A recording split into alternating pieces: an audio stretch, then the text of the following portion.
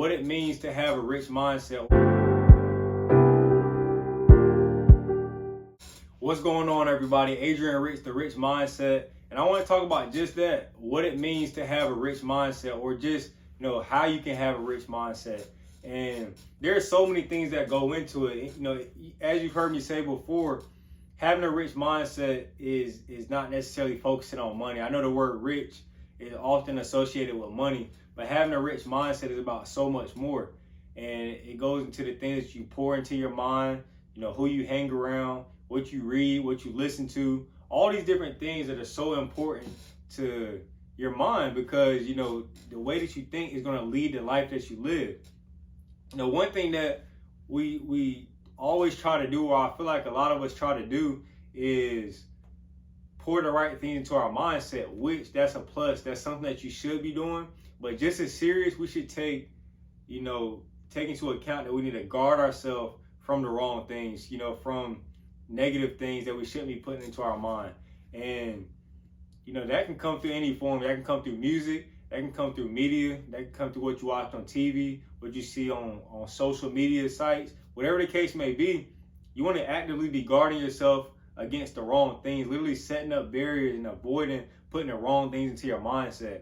Avoid putting things into your mindset that are not going to lead you in the direction that you want to go.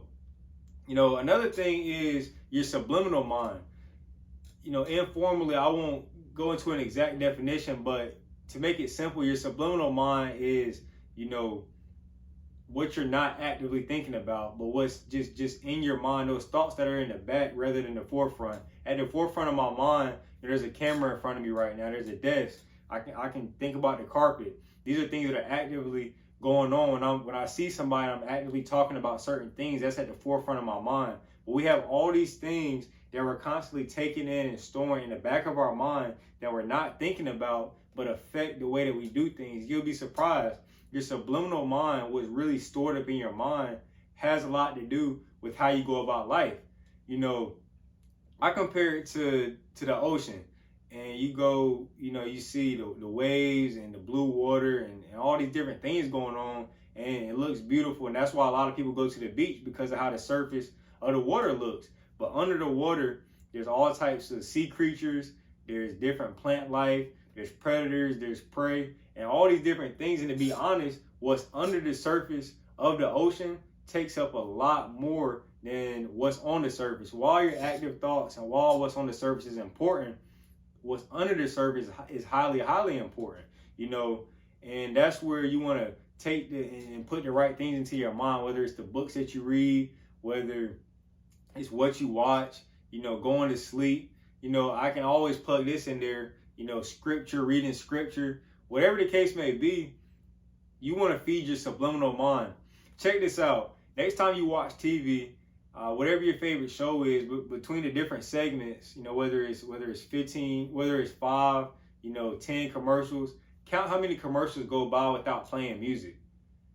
The reason why I say that is because you'll do it and you'll find that you'll never or very rarely find a commercial without music. I think maybe one time I've done it and I found a commercial without music. That's because it's focusing on your subliminal mind. So feed the active mind, what you're actively thinking about, but at the same time, feed the subliminal mind. So that's something to take into account as well. Lastly, the people that you hang around. This is highly important. You know the saying, the 5 people that you hang around determine who you are. And whether you want to have certain success in a certain area, you'll find that successful people, they have no shame in admitting that other people helped them get there. So if you want to be successful in a certain area, hang out with people that are going to push you to be successful in that area. If you want to learn certain things, hang out with people that can teach you those things. The people that you hang around is so important into your mind, and when it comes to your mindset and who you want to be. So take all this into consideration. What you pour into your mindset versus what you need to guard your mind from. Your active thoughts versus your subliminal thoughts, or your active and your subliminal thoughts coming together.